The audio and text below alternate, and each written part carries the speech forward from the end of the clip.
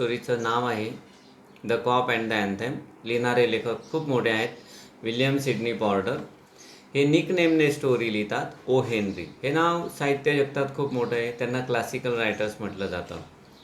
आणि टायटल जे आहे the COP and the anthem हे सुद्धा खूप सिग्निफिकंट आहे.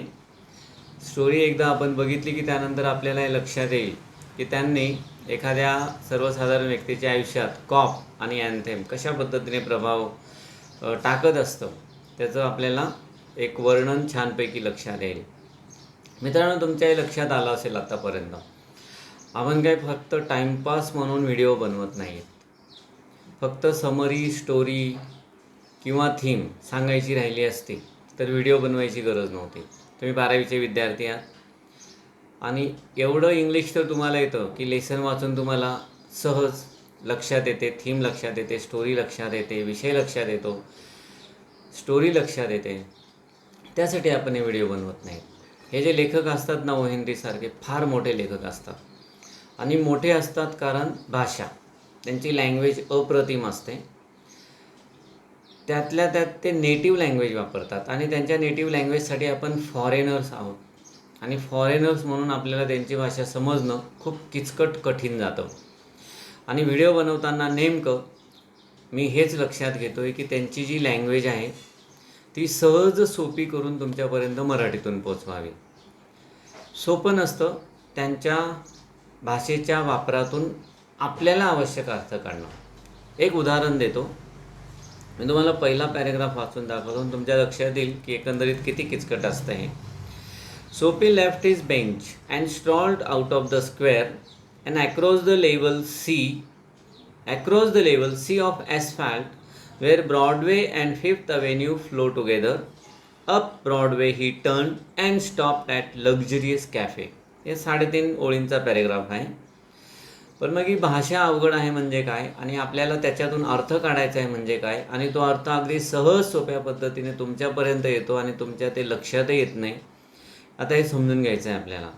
आता स्ट्रोल्ड या शब्दाचा अर्थ तुम्हाला लक्षात येऊन गेला असेल, डिक्शनरीत पण मिळून जाईल तो, की चालणे. त्यानंतर आउट ऑफ द स्क्वेअर, स्क्वेअरच्या बाहेर. स्क्वेअर म्हणजे आपल्याला काय माहिती आहे, चौक. पण इथे आपल्याला अर्थ काय घ्यायचा आहे की न्यूयॉर्कमध्ये एक अत्यंत मोठा आणि महत्त्वाचा पार्क आहे. त्या पार्कचं नाव आहे मेडिसन स्क्वेअर. तर मेडिसन स्क्वेअरचा हा स्क्वेअर आहे म्हणजे पार्क. आउट ऑफ म्हणजे च्या बाहेर आला तो, चालत चालत स्ट्रॉल शब्द आला. परंतु किचकट गोष्टी पुढे आहेत. ॲक्रॉस द लेवल अशी एक फ्रेज आली. त्यानंतर सी ऑफ ॲस्फॅल्ट अशी एक फ्रेज आली. आता याचा अर्थ आपल्याला समजून घ्यायचा आहे आणि तो कसा आहे तो ते तुम्हाला समजून सांगतो आहे मी. ॲस्फॅल्ट म्हणजे पहिला अर्थ तर डांबर आणि दुसरा अर्थ म्हणजे समुद्रावर असे खडक तरंगताना दिसतात आपल्याला रॉक्स आणि त्याला मिठाने कव्हरिंग केलेलं असतं. मग अशा समुद्रांना सी ऑफ ॲस्फॅल्ट पण म्हटलं जातं. पण आता जे सेटिंग आहे त्यात अशा समुद्राचा काही संबंध नाही. त्यामुळे आपल्याला डांबर हा अर्थ घ्यायचा आहे आणि सी ऑफ ॲस्फाल्ट का बरं आलेला असेल त्याचा अर्थ आपल्याला शोधायचा आहे. तर तिथे 2 रस्त्यांची नावं आलेली आहेत. एक आहे ब्रॉडवे, दुसरा आहे फिफ्थ अव्हेन्यू. अव्हेन्यू कशाला म्हणतात? अव्हेन्यू अशा रस्त्याला म्हणतात ज्या रस्त्याच्या दोन्ही बाजूला खूप मोठी झाडं आहेत आणि तो रस्ता खूप मोठा आहे. आजकाल अव्हेन्यू अशा रस्त्यांनाही म्हटलं जातं ज्या रस्त्यांच्या दोन्ही बाजूला खूप मोठ्या मोठ्या बिल्डिंग्ज आहेत. तर खरोखर तो रस्ता खूप मोठा आहे. त्यानंतर ब्रॉडवे या नावाचा खरोखर रस्ता आहे अमेरिकेत, न्यूयॉर्कमध्ये, आणि तो खूप मोठा आहे, प्रचंड मोठा आहे. आणि इथे काय म्हटलेलं आहे की दोन्ही रस्ते वाहत आहेत, एका ठिकाणी येऊन भेटत आहेत. आता एका ठिकाणी एवढी मोठी मोठी रस्ते आली तर काय दिसेल आपल्याला? साधारणतः 20व्या सेंचुरीच्या सुरुवातीला स्टोरी लिहिली गेली आहे. मला वाटतं 1904ला स्टोरी लिहिलेली आहे. आणि त्या काळातली जी रस्ते जर बघितली तर ते डांबरी रस्ते, आणि एवढे मोठे मोठे रस्ते जर समोर येत आहेत तर आपल्याला समोर अथांग डांबराचा समुद्र दिसेल, कारण ते रस्ते खूप मोठे आहेत. हा त्यातून आपल्याला अर्थ काढायचा. त्यानंतर पुढची जी फ्रेज आहे जी तुम्हाला मी आधी सांगितली, ॲक्रॉस द लेवल. आता 1 सेकंदासाठी विचार करून बघा, डोळे बंद करा आणि ॲक्रॉस द लेवल याचा अर्थ काय असू शकतो, जास्तीत जास्त वेगळा काय अर्थ असू शकतो तो तुम्हाला शोधायचा आहे. आता तुमच्या डोक्यात काहीतरी आलं असेल. आता मी तुम्हाला अर्थ सांगतो. ॲक्रॉस द लेवल म्हणजे रेल्वेचा जो ट्रॅक असतो त्याच्या पलीकडे. हो, आश्चर्य वाटेल, पण याचा अर्थ असाच आपल्याला इथे सापडतो. तर मेडिसिन स्क्वेअरच्या तो बाहेर निघतो, रेल्वे पटरीला क्रॉस करून पुढे जातो आणि समुद्र प्रचंड मोठा असा समुद्र आहे डांबराचा, कारण तिथे मोठे मोठे 2 रस्ते येऊन भेटतात. आणि तो एका लक्झरियस कॅफेच्या समोर जाऊन थांबतो. लक्झरियस कॅफे म्हणजे अत्यंत झगमगाट असलेलं चकाचक असं ते हॉटेल. त्या हॉटेलच्या समोर जाऊन थांबतो. आता आपल्याला असं वाटतं की काहीतरी अजून एक अर्थ तुम्हाला सांगतो समजलेला. सोपी हे नाव आलेलं आहे त्या ठिकाणी आपल्या मुख्य प्रोटॅगोनिस्टचं. जो मुख्य कलाकार असतो स्टोरीमधला त्याला प्रोटॅगोनिस्ट म्हणतात लिटरेचरच्या भाषेत. आता या सोपीचं आडनाव दिलेलं नाही, याच्यावरून आपल्याला हा अर्थ काढायचा आहे की काहीतरी एक विशेष अर्थ लपलेला आहे, तो काढायचा आहे. त्याच्या आधी मी तुम्हाला थोडीशी थोडंसं जे इंट्रोडक्शन आहे कथेचं ते तुम्हाला सांगतो. इथे दिलेलं नाही, तुमची स्टोरी डायरेक्ट कुठून सुरू होते, सोपी लेफ्ट हिज बेंच, पण ॲक्च्युली काही भाग कट केलेला आहे. ही स्टोरी माझ्या वाचण्यात आलेली म्हणून सांगतो. सुरुवातीचा भाग काय तो तुम्हाला सांगतो. सोपी मेडिसन स्क्वेअरच्या एका बेंचवर बसलेला आहे, अत्यंत अस्वस्थ आहे, कारण तिथे हिवाळा सुरू होतोय आणि न्यूयॉर्कचा हिवाळा म्हणजे फ्रॉस्ट म्हणजे बर्फ. तिथे बर्फ पडत असतो. तो अस्वस्थ झाला, कारण ती थंडी प्रचंड वेदनादायी असते आणि त्याच्यासाठी विशेष तयारी करावी लागते. आता न्यूयॉर्कचे जे सदर्न लोक असतात ते वेगवेगळ्या प्रकारची तयारी करतात. कोणी गरम कपडे घेतं, त्यानंतर कोणीतरी कुठेतरी प्रवासाला जातं, उदाहरणार्थ फ्लोरिडा या ठिकाणी जातं किंवा मेडिटेरियन सीवर जातं. तर सोपी विचार करतोय की आपण पण तयारी करायला हवी, आपणही कुठेतरी जायला हवं. तर सोपी जो विचार करतो कुठे जायचं, तर ते ठिकाण असतं ब्लॅकवेल आयलँड. आता ब्लॅकवेल आयलँड हे तो का ठरवतो? फार इम्पॉर्टंट आणि फार महत्त्वाचं ठिकाण आहे का ते? असू शकतं. ब्लॅकवेल आयलँड काय आहे, तर एक लोकल जेल आहे. आता लोकल जेलमध्ये त्याला जायचं आहे का? तर सोपी हे जे नाव आहे त्या सोपी नावाच्या पुढे आडनाव आलेलं नाही, कारण त्यातून असं दर्शवायचं आहे लेखकाला की तो होमलेस आहे. हो, ते मेडिसिन पार्क हेच त्याचं घर आहे. त्याच्या ज्या बेंचवर तो बसलेला आहे तो बेंच त्याचं घर आहे, लक्षात घ्या. आत्तासुद्धा थंडीपासून संरक्षण करण्यासाठी त्याने आपल्या कोटमध्ये 2-3 न्यूजपेपर टाकून ठेवले, हवा लागू नये म्हणून. इवन पॅनमध्ये सुद्धा त्याने न्यूजपेपर गुंडाळून घेतलेले आहेत, जेणेकरून त्याला थंडी वाजणार नाही. आणि त्याला प्रचंड असं म्हणजे टेन्शन आलेलं आहे की आता कसं व्हायचं. आता दरवर्षी त्याची एकंदरीत ती एक प्लॅनच असायचा की हिवाळा कुठे काढायचा, त्या जेलमध्ये जाऊन काढायचा. का? तर तिथे व्यवस्थित अन्न पण मिळेल, बेड पण मिळेल, निवारा पण मिळेल आणि 3 महिने निघून जातील. मग यासाठी तो काहीतरी एक प्लॅन ठरवतो. तो प्लॅन काय ठरवतो की आपण एखाद्या चांगल्या हॉटेलमध्ये जाऊ, पोटभर जेवण करू, त्यांना सांगू माझ्याकडे पैसे नाही आणि ते आपल्याला जेलमध्ये टाकतील आणि अशा पद्धतीने आपण जेलमध्ये जाऊ. तर हे त्याचं नियोजन असतं. म्हणून तो त्या लक्झरियस हॉटेलच्या समोर येतो. लक्झरियस हॉटेल म्हणजे एकदम उच्चभ्रू लोकांसाठी असलेली ती हॉटेल. तर काय होतं, ज्या वेळेस तिथे येतो प्रश्न आता काय उपस्थित होतो की हॉटेलमध्ये तो पोहोचू शकतो का? ते एक दिव्य आहे, कारण तुमचा अवतार कसा आहे त्यानुसार तुम्हाला एंट्री द्यायची की नाही, अशी तिकडची एक पद्धत होती. आणि सोफीला कमरेपासून वरच्या भागावर कॉन्फिडन्स आहे. वेस्ट VEST कोटच्या आतलं जे शर्ट आहे त्याचं जे खालचं बटन आहे त्या बटनपासून वरच्या भागापर्यंत त्याला कॉन्फिडन्स आहे. त्याचा कोट नीटनेटका आहे, त्याने व्यवस्थित शेविंग केलेली आहे, गळ्यात बव आहे, म्हणजे गोल टाय असतो, असं फुलासारखं काहीतरी असतं कॉलरजवळ, त्या गोल टायला बव म्हणतात. तो बव त्याला एका मिशनरी लेडीने दिलेला आहे थँक्स गिव्हिंग डेच्या दिवशी. आता हे वेगवेगळ्या प्रकारचे डेज आपल्याला माहिती झालेले व्हॉट्सअपच्या माध्यमातून, आपणही सेलिब्रेट करत असतो घरच्या घरी व्हॉट्सअपवर. तसं त्यांचं नव्हतं, तर ते खरोखर सेलिब्रेट करायचे आणि एका अशा मीटिंगमध्ये त्याला तो एका मिशनरी लेडीने तो बव दिलेला असतो. म्हणजे एकंदरीत काय की त्याची इच्छा काय आहे की कमरेखालच्या भागाकडे लक्ष जाऊ नये, पटकन आपण कुणाला डाऊट येणार नाही अशा पद्धतीने टेबलपर्यंत पोहोचायचं. एकदा का बसलं की फक्त वरचा भाग दिसेल, खालचा भाग दिसणार नाही, त्यामुळे आपण कुठलीही ऑर्डर दिली तरी ती ऑर्डर मान्य होईल असं त्याला वाटत होतं. मग तो आता विचार करू लागला की आपण काय घ्यायचं. मग त्याने असं ठरवलं की एक रोस्टेड मलाड डक, एक डकचा प्रकार आहे. डक म्हणजे आपल्याकडे त्याला बदक म्हणतात, बदक. तर बदकचा प्रकार आहे तो रोस्टेड मलाड, तो आपण घेऊया असं तो विचार करतोय. त्यानंतर बॉटल ऑफ वाईन घेऊया. त्यानंतर चीज, कप ऑफ कॉफी आणि सिगार हे पदार्थ मागूया असा तो विचार करतोय. सिगार $1 पडणार आहे असा त्याने विचार केला. त्यानंतर टोटल अमाऊंटचा जो विचार करतोय, टोटल अमाऊंट एवढी पण व्हायला नको की जे हॉटेलचं मॅनेजमेंट आहे त्याच्यावर बदला घेईल मोठा आणि त्याला जास्त त्रास होईल, म्हणजे हाणामारी, हातपाय तोडणं वगैरे असं. मग त्याला निदान एवढी अमाऊंट हवी आहे की ज्या अमाऊंटवर हॉटेल मालक पण, हॉटेल मॅनेजमेंट पण जास्तीत जास्त काय करणार की त्याला पोलीस बोलवतील आणि जेलमध्ये पोहोचवतील. पण आता होतं काय की ज्या क्षणाला तो त्या हॉटेलमध्ये एंट्री करतो, एंट्री केल्यानंतर समोर त्याला तिथला हेड वेटर दिसतो आणि त्या हेड वेटरचं लक्ष सरळ त्याच्या ट्राउझरकडे आणि त्याच्या शूजकडे जातं. ट्राउझर कशी आहे, एक त्या ठिकाणी शब्द वापरलेले डिस्क्रिप्टिव्ह वर्ड्स, टॅटर्ड. टॅटर्ड म्हणजे अगदी वापरून वापरून विरून गेलेली, फाटण्यावर आलेली, किंबहुना फाटलेली सुद्धा. आणि डिकेडंट शूज. डिकेडंट शूज म्हणजे काय की वापरून वापरून शूजसुद्धा खूप जुने झालेले आहेत आणि फाटण्यावर आलेले आहेत. त्याचं लक्ष गेलं, त्याच्यासाठी एक फ्रेज आलेली आहे, आय फेल अपॉन, म्हणजे लक्ष गेलं. त्या वेटरचं लक्ष गेलं. आता याने त्याच्याकडे बघितलं, वेटर स्ट्रॉंग होता, त्याचे हात मजबूत होते, तयारच होते. म्हणजे याने जर प्रवेश केला असता तर याला लगेच एखादा मस्त ठोसा वगैरे बसला असता असं त्याला वाटलं.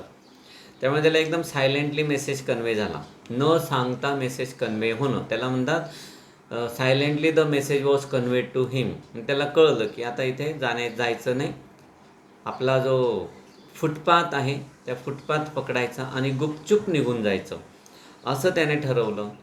आणि अशा पद्धतीने त्याला त्या ठिकाणी जे हवं होतं ते सर्व होऊ शकलं नाही. त्याचं जे इग्नोबल फेट आहे, इग्नोबल फेट म्हणजे लाजिरवाणं नशीब, त्या लाजिरवाण्या नशिबाने त्याला मलाड डकपासून ॲव्हर्टेड केलं, म्हणजे दूर ठेवलं. त्याने असा विचार केला होता की मस्त पोलीस बोलवतील, आपण त्या छानपैकी विंटर आयलँडवर जाऊ, त्यावेळेस भरपूर पोट भरलेलं असेल, मस्त आनंदाने जाऊ. पण त्याचं ते स्वप्न या ठिकाणी भंगलं. आता यामुळे सोफीने काय डिसिजन घेतला की काहीतरी वेगळं करावं आणि एक प्रतीक म्हणून त्याने ब्रॉडवेकडे वळला होता. सुरुवातीला मी तुम्हाला सांगितलं लक्झरियस हॉटेल. ब्रॉडवे सोडला होता त्याने, म्हणजे त्याला आता दुसरा रस्ता पकडायचा होता. इथे एक फ्रेज आलेली, फ्रेझलवर टर्न ऑफ. टर्न ऑफ म्हणजे रस्ता सोडणे, दुसरा रस्ता पकडणे असा त्याचा आपल्याला अर्थ घ्यायचा आहे. त्याच्यावरून आपल्याला काय लक्षात घ्यायचं आहे की रस्ता सोडला म्हणजे त्याला ज्या रस्त्याला जायचं होतं तो रस्ता त्याच्यासाठी अवघड आहे. कुठे जायचं होतं त्याला, कव्हेटेड आयलँड. कव्हेटेड आयलँड म्हणजे अपेक्षित ठिकाण, ज्या ठिकाणी त्याची जायची प्रचंड इच्छा आहे. त्याला असं वाटलं की आता आपण दुसरा एखादा मार्ग शोधूया. कुठे जाण्यासाठी, लिंबो. एक नवी कॉन्सेप्ट त्या ठिकाणी आली, लिंबो.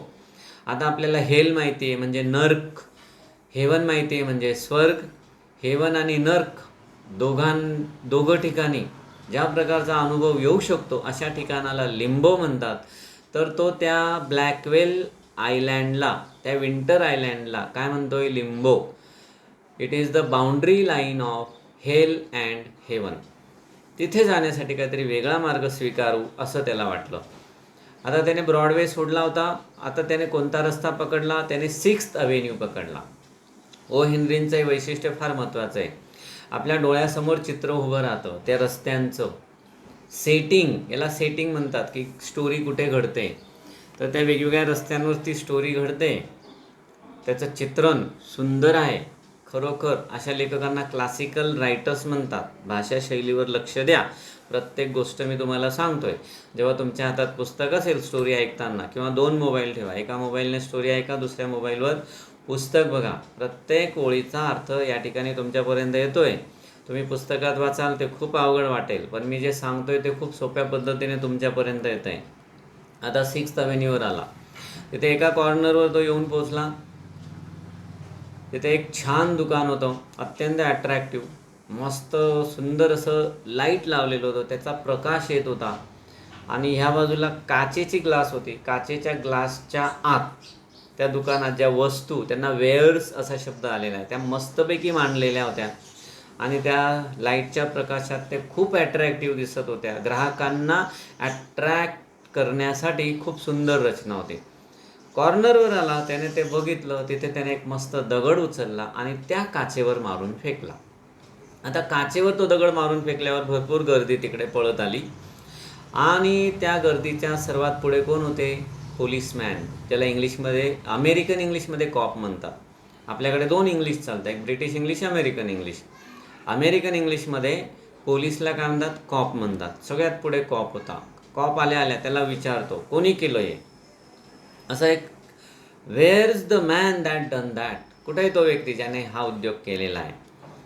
आता या ठिकाणी आपल्याला लक्षात घ्यायचं आहे की सोपी वाट बघतोय की कोणीतरी येईल, पोलीस येईल, आपल्याला पोलिसांकडे देईल किंवा पोलीस आपल्याला घेऊन जातील. पण तिथे खिशात हात घालून मस्त स्माइलिंग करत बसला आहे तो. पोलीस समोर आला. आल्यावर हा भाऊ ब्रास बटन्सकडे बघत बसला. ब्रास बटन्सकडे बघत बसला. इम्पॉर्टंट गोष्ट आहे, आपल्याला समजून घ्यायची. एक सिनेकडकी नावाची फिगर ऑफ स्पीच असते, त्याच्यामध्ये part is represented as whole or whole is represented as part, अशी रचना असते. फिगर ऑफ स्पीचवर पण मी एक व्हिडिओ बनवणार आहे लवकरच, तुम्ही टचमध्ये राहा. तर सिनेकडकीची फिगर ऑफ स्पीच या ठिकाणी वापरलेली. तो ब्रास बटन्सकडे बघतोय म्हणजे काय? आपल्याला हे समजून घ्यायचे की त्या काळातले जे पोलीस होते, त्या पोलिसांचा जो युनिफॉर्म होता, त्याच्यावर जे बटन असायचे, ते बटन ब्रासचे असायचे, पितळाची असायची. तो ब्रास बटनकडे बघतोय म्हणजे ॲक्च्युली तो पोलिसाकडे बघतोय आणि हसत आणि त्याला म्हणतो, don't you think that I might have had something to do with it? तुला असं नाही वाटत का हे जे घडलं त्याच्यामागे मी असावा?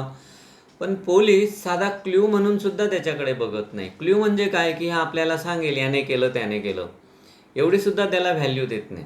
गोष्ट त्याच्यासाठी वाईट घडली, कोणासाठी? सोपीसाठी. बघा, स्टोरी अशा पद्धतीने की आपल्याला विनोदी वाटते, पण त्या विनोदी स्टोरीच्या मागे काहीतरी दुःख आहे. एखाद्या व्यक्तीला स्वतःला क्रिमिनल सिद्ध करायचं आहे, जेलमध्ये जायचं आहे. कशासाठी? ते अस्वस्थ जे जीवन आहे त्याच्यापासून सुटका मिळण्यासाठी. होमलेस आहे तो. 20व्या सेंचुरीत अमेरिकेत असे खूप लोक रस्त्यावर फिरत असायचे. त्याचं प्रतिनिधित्व करतो हा सोपी. एक त्या काळातली सोशल बॅकग्राऊंड आपल्याला या ठिकाणी लेखक समजून सांगतोय त्या स्टोरीच्या माध्यमातून. विनोदी वाटू शकतं, पण ओ हेनरीचं वैशिष्ट्य आहे की ते एका डोळ्यात हसू, दुसऱ्या डोळ्यात अश्रू, अशा प्रकारची ती कथा लिहित असत. याला दुःख होतंय की पोलीस आपल्याला साधा क्ल्यू म्हणून सुद्धा लक्ष देत नाही आहे. आता ते जिथे उभे होते तिथे आणि समोर एक कार होती. कारच्या मध्यभागी एक मनुष्य आहे. तो मनुष्य घाईघाईने ती कार पकडायला जातोय. पोलिसाला वाटलं, कॉपला वाटलं की तोच व्यक्ती असेल. त्याने आपली लाठी काढली, त्याला क्लब म्हणतात, शब्द आलेला आहे स्टोरीमध्ये, क्लब. त्याने ती लाठी काढली, ड्रॉन क्लब, आणि पळत सुटला त्या माणसाच्या मागे. आणि तो माणूस कुठे जात होता? ती कार पकडण्यासाठी घाई करत होता. पोलिसाला वाटलं तोच चोर आहे, याच्याकडे दुर्लक्ष केलं. आता या ठिकाणी पोलिसमॅनने रेफ्यूज केलेलं आहे त्याला, आणि हा दुसरा अटेम्प्ट होता सोपीचा की जो अनसक्सेसफुल झाला. आता on the opposite side of the street, रस्त्याच्या पलीकडे अजून एक रेस्टॉरंट आहे. हे रेस्टॉरंट जरा साधं आहे, जास्त झगमगाट नाही. त्याच्यासाठी एक शब्द आला आहे, प्रिटेन्शन्स. जास्त झगमगाट नाही, साधं सिंपल हॉटेल आहे. पण त्या हॉटेलसाठी खूप सुंदर वर्णन केलेलं आहे कवीने, ते मी नक्की वाचून दाखवेल. It catered to large appetites and modest purses. त्या हॉटेलचं डिस्क्रिप्शन आहे. कॅटर शब्द आपल्याला कॅटरिंग शब्द माहिती आहे. कॅटरिंग शब्द खाण्याशी संबंधित. कॅटर्ड म्हणजे खाऊ घालणे. It cater to large appetites. Appetites म्हणजे भूक. म्हणजे इथे खूप जास्त भुकेलेल्या लोकांना जेवू घातलं जातं. आणि विशेष म्हणजे कोणत्या? Modest purses. पर्स म्हणजे वॉलेट, प्रमाणात पैसे असलेलं वॉलेट. त्या वॉलेट असणाऱ्या लोकांची भूक भागवली जाते, असं ते त्या ठिकाणी. अजून डिस्क्रिप्शन पुढे बाकी आहे. It's crockery and atmosphere were thick. Crockery म्हणजे जे हॉटेलमध्ये गेल्यावर जे चिनीचे भांडे असतात ज्याच्यावर आपल्याला जेवण वाढलं जातं, त्या भांड्यांना क्रॉकरी म्हटलं जातं. मातीचे किंवा चिनी मातीचे ते भांडे थिक आहेत. क्रॉकरी थिक आहेत म्हणजे भरपूर क्रॉकरी, कारण तिथे गर्दी जास्त आहे.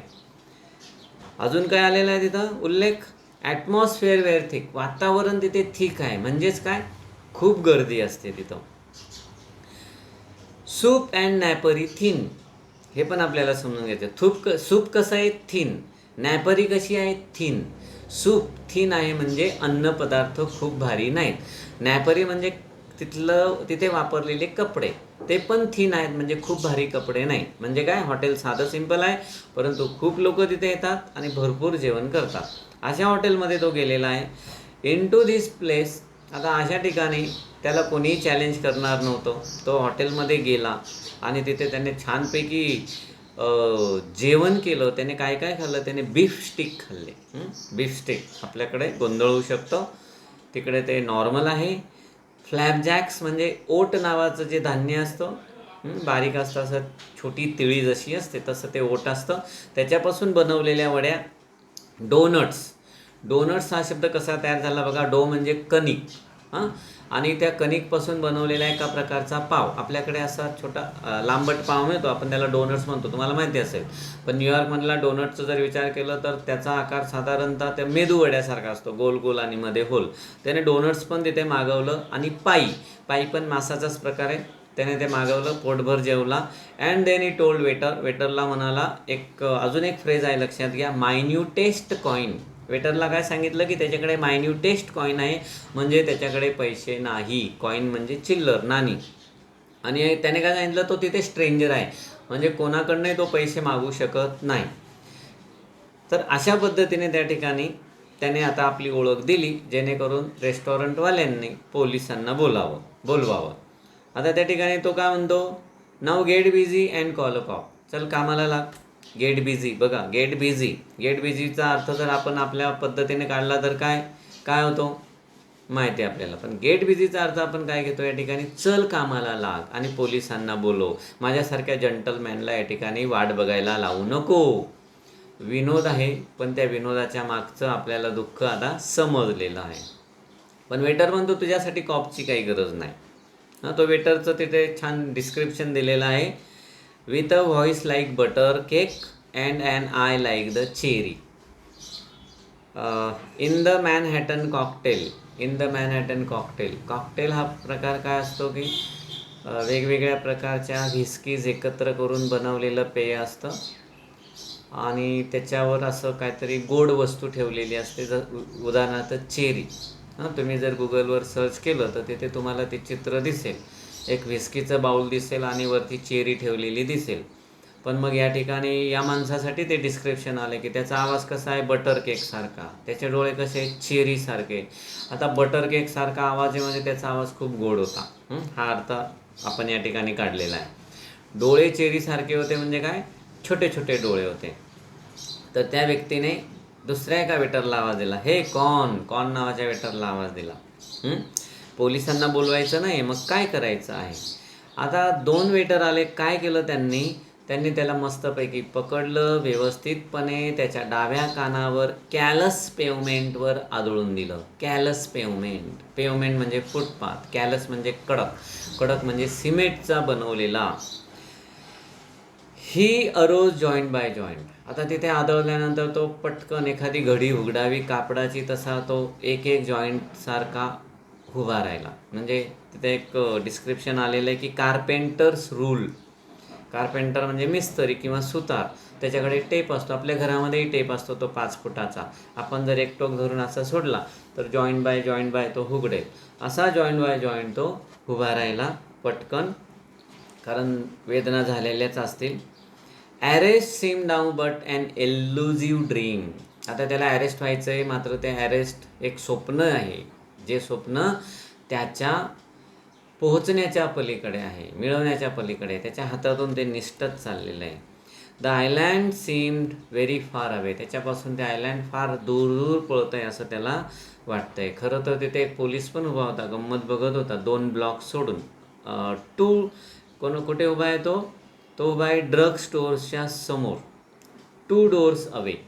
2 ब्लॉक्स म्हणजे बिल्डिंग किंवा 2 दुकानं सोडून उभा आहे. त्याने बघितलं त्याला आपटलेलं, त्याचं काम होतं उचलून त्याला घेऊन जाणं जेलमध्ये, पण तो हसला आणि निघून गेला.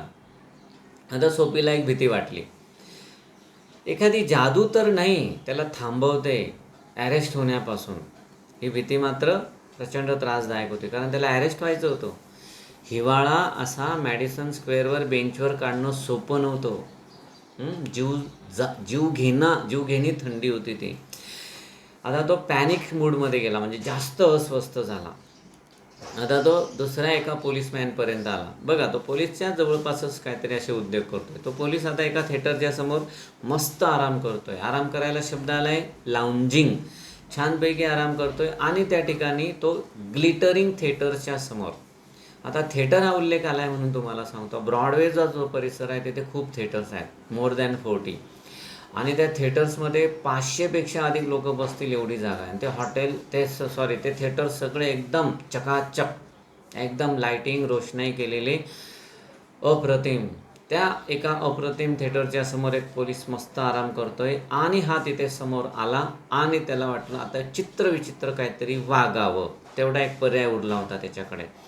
मग त्याने असे कोटचे बटन वगैरे उघडले आणि डिसऑर्डरली कंडक्ट म्हणजे अत्यंत विचित्र पद्धतीने त्याने तिथे बिहेवियर सुरू केलं. साईडवॉक म्हणजे इथे फुटपाथसाठी बरेच वेगवेगळे शब्द आले. आता ते साईडवॉक शब्द आला म्हणजे यालासुद्धा आपण फुटपाथ हा शब्द घ्यायचा आहे. त्याने काय केलं, YELL हा शब्द अजून एकदा येणार आहे, पण स्पेलिंग वेगळी असणार आहे. एल म्हणजे ओरडणे, ड्रंकन दारोड्यासारखा, दारू पिऊन घ्यायची, जोरजोरात ओरडायचं असं. गिब्बरिश, काय ओरडायचं, निरर्थक गोष्टी, गिब्बरिश. आता त्याने अत्यंत कर्कश आवाजात त्या ठिकाणी तो कार्यक्रम सुरू केला. पोलीस येईल, आपल्याला पकडून घेऊन जाईल अशी त्याची अपेक्षा. वेड्यासारखा नाचायला लागला, वेड्यासारखा ओरडायला लागला. आता पूर्ण परिसर त्याने काय केला, डिस्टर्ब करून टाकला. आता पोलीसमॅन तिथे होता, त्याने आपला क्लब काढला, म्हणजे लाठी मारण्यासाठी नाही, मस्त गोल गोल फिरवायला लागला, तो खेळायला लागला. आणि त्याने त्याच्याकडे पाठ करून दिली आणि लोकांना सांगू लागला तिथल्या की हा लॅड आहे. पुन्हा तो लॅड आला. पहिला जो एल होता YELL, एल म्हणजे ओरडणे. आता YALE हे विद्यापीठाचं नाव आहे. आपल्याकडे हे नाव मागे बरंच प्रसिद्ध झालं होतं, एल विद्यापीठ. लॅड म्हणजे एल विद्यापीठाचा विद्यार्थी आहे तो, असं तिथे. लॅड म्हणजे खरं तर मुलगा, पण आपल्याला काय समजून घ्यायचं आहे तर तो एल विद्यापीठाचा विद्यार्थी आहे. तो काय सेलिब्रेट करतोय, गूज एग. गूज म्हणजे आपल्याकडे राजहंस नावाचा जो पक्षी असतो त्याला गूज म्हणतात. गूज एग, अंड. They give to Hartford college. आता एल विद्यापीठाने आणि हॅटफोर्ड विद्यापीठाला गूज एग दिलं, त्याचं ते सेलिब्रेशन करतायत. म्हणजे काय, म्हणजे दोघांमध्ये फुटबॉलची मॅच झालेली आहे आणि एल विद्यापीठातील विद्यार्थ्यांनी हार्टफोर्ड कॉलेजच्या विद्यार्थ्यांना एकही गोल करू दिला नाही. 0 गोल केले त्यांनी. गूज एक अंड म्हणजे 0, काहीही स्कोर करू दिला नाही आणि ते जिंकले. त्यामुळे ते प्रचंड खुश आहेत, म्हणून ते असं सेलिब्रेट करत आहेत. आणि गव्हर्नमेंटचे असे आदेश आहेत की त्यांना काहीही करायचं नाही. पुन्हा बिचाऱ्याचा प्लॅन फेल केला. आता तो अत्यंत डिस्कन्सोलेट झाला, खूप दुःखी झाला. आणि त्याने आता ठरवलं की आपण जे जाळं विणतोय जेलमध्ये जाण्यासाठी, आता ते थांबूया. त्याच्याने काही होत नाही आहे. कारण आर्केडिया म्हणजे एक नंदनवन, प्रत्येकाला तिथे जावंसं वाटतं. मेंढपाळ लोक, ग्रीसमध्ये खरंच असा एक प्रदेश आहे ज्या ठिकाणी मेंढपाळ लोक आपल्या मेंढ्या वगैरे चारत असतात. त्या ठिकाणी जावं असं बऱ्याच जणांना वाटतं. अप्रतिम आर्केडिया. परंतु पोएटिक लँग्वेजमध्ये ते जरा वेगळ्या पद्धतीने वापरतात तो शब्द आणि त्याला नंदनवन म्हटलं जातं. याच्यासाठी ब्लॅकवेल आयलँड काय झालं, नंदनवन झालं. त्याला असं वाटलं की हे जे नंदनवन आहे ब्लॅकवेल आयलँड, तिथे आपल्याला जाणं काही आता सोपं राहिलेलं नाही. त्याने पुन्हा आपले ते बटन जे उघडलेले होते ते लावून घेतले, कारण थंडी प्रचंड होती, ती वाजायला लागलेली होती त्याला. चिलिंग विंड असं त्या ठिकाणी शब्द आलेला आहे. आता एक सिगार स्टोअर आहे. त्याने त्या सिगार स्टोअरमध्ये बघितला एक वेल ड्रेस्ड व्यक्ती आहे, खूप छान छान कपडे घातलेला व्यक्ती. त्याने आपली एक सिल्क अम्ब्रेला दाराजवळ ठेवली, आत गेला आणि सिगरेट त्या ठिकाणी तो पेटवत होता. त्याने बघितलं. सोपी पण गेला दरवाजाजवळ. ती आता सिल्क अम्ब्रेला होती ती त्याने उचलली आणि घाईघाईने तो तिथून निघाला का नाही, आरामात तिथून निघाला. पण त्या सिगार पेटवणाऱ्या व्यक्तीने बघितलं आपली अम्ब्रेला हा घेऊन जातोय, तो मात्र घाईघाईने निघाला. घाईघाईने निघाल्यावर तो म्हणाला त्याला माझी अम्ब्रेला. याचं बिहेवियर मात्र असं होतं सोपीचं की जणू काही ती अम्ब्रेला सोपीचीच आहे. अत्यंत विचित्र पद्धतीने मुद्दामून त्यालाच इन्सल्टिंग फिलिंग देत होता की हे अम्ब्रेला माझी, तू कसं काय माझ्याकडे मागू शकतो, अशा पद्धतीचे एक्सप्रेशन्स त्या ठिकाणी त्याने बोलताना वगैरे दिलेले आहेत. आणि असे एक्सप्रेशन देत असताना तो व्यक्तीसुद्धा स्पीड कमी करतो. तुझी अम्ब्रेला आहे, बोलो मग पोलिसाला, तो बघ समोरच एक पोलीस उभा आहे, असं त्याला आव्हानच करतो.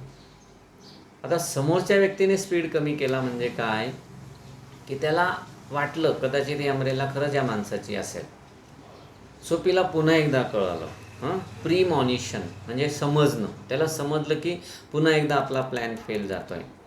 तो व्यक्ती त्याला सांगतो की सकाळी मी रेस्टॉरंटमधून हे अम्ब्रेला घेतली, चुकून माझ्याकडनं असं झालं, पण आता तुम्ही जर ती ओळखली असेल तुमची आहे तर तुमच्याकडे ती राहू द्या. कदाचित तो व्यक्तीसुद्धा चोर होता, त्याने ती अम्ब्रेला चोरलेली होती आणि त्याला असं वाटलं ज्याची चोरली त्याची आहे, असं तो का मान्य करत, चोर असून का त्याने असं सौजन्य दाखवलं समोरच्या गृहस्थाने, कारण जवळच एक पोलीस होता आणि तो पोलीस त्या दोघांची गंमत बघत होता आणि तो म्हणतो ठीक आहे राहू दे, काय प्रॉब्लेम नाही. याला भयंकर राग आला, ठीक आहे माझी इथं माझी, असं चिडून त्याने ती घेऊन घेतली आणि तो जो एक्स अम्ब्रेला मॅन होता म्हणजे आधीचा मालक निघून गेला.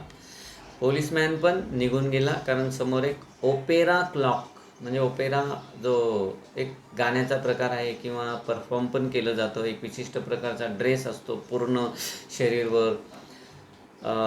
आणि ब्लॉन्ड या शब्दाचा अर्थ काय होतो की मस्त गोरा गुलाबी कातडीचा मनुष्य, तपकिरी रंगाचे केस.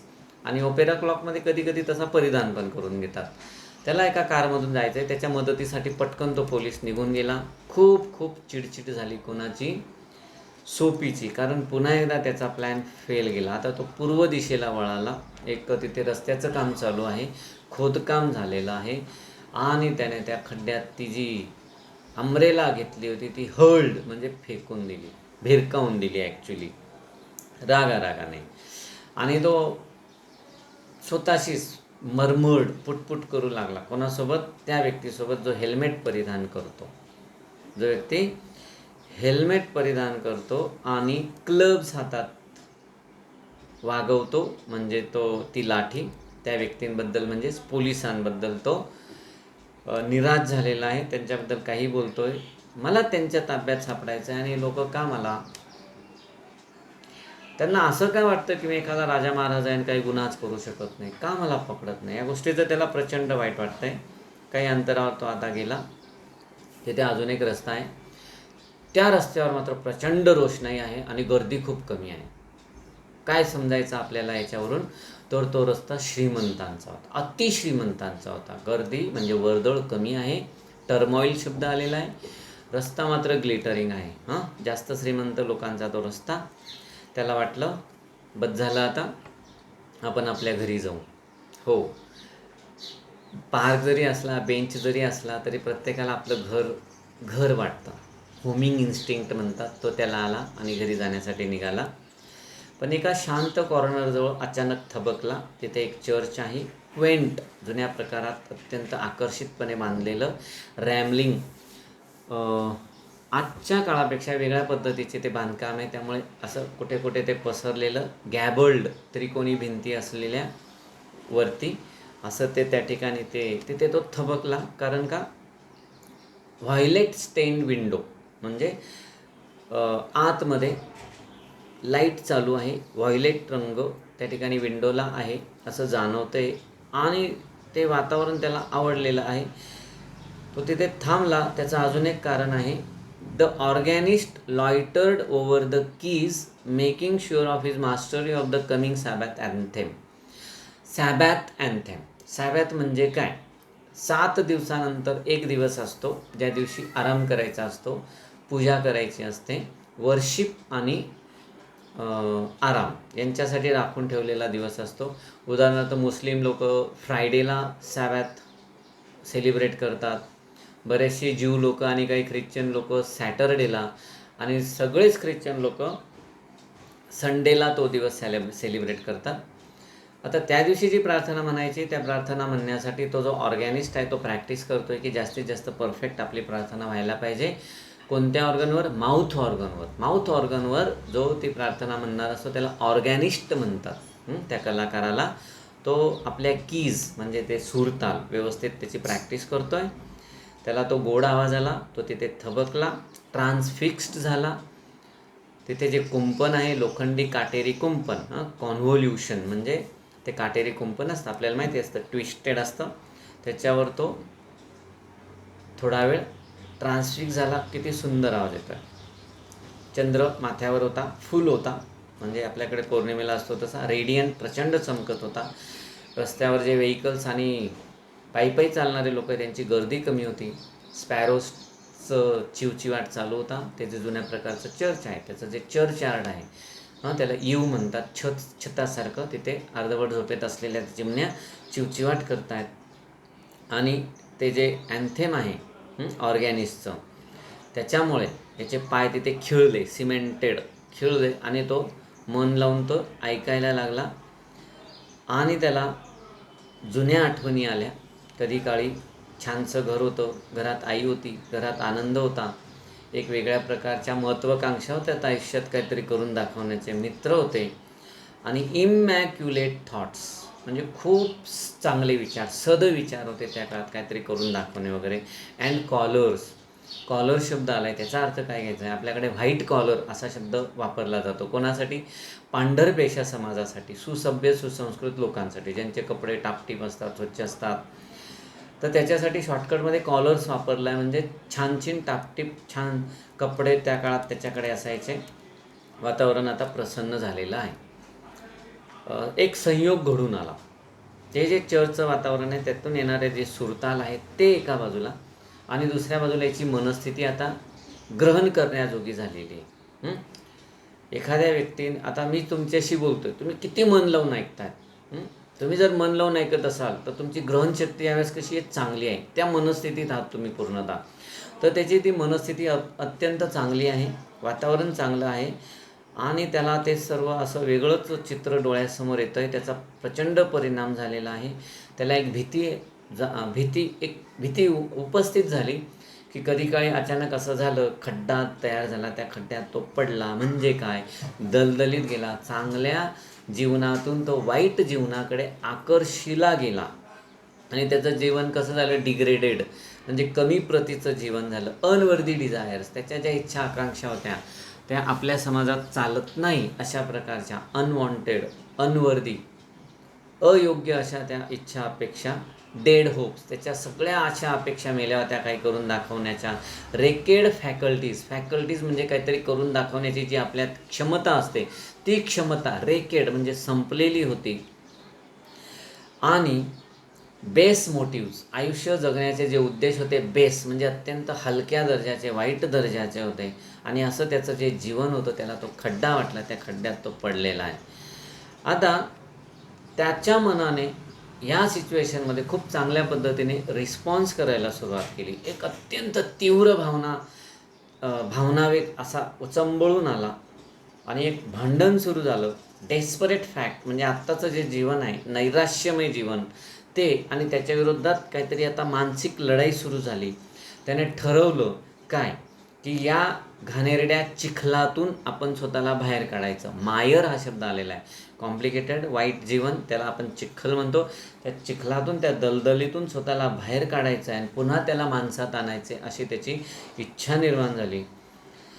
त्याला त्याच्या ज्या आत्ता जो मूड आहे, आत्ता जे विचार आहेत, ज्या विचारांनी त्याला गुलाम बनवलेलं आहे, त्या विचारांपासून त्याला स्वतःला मुक्त करायचं आहे. अजूनही त्याच्याकडे भरपूर वेळ होता.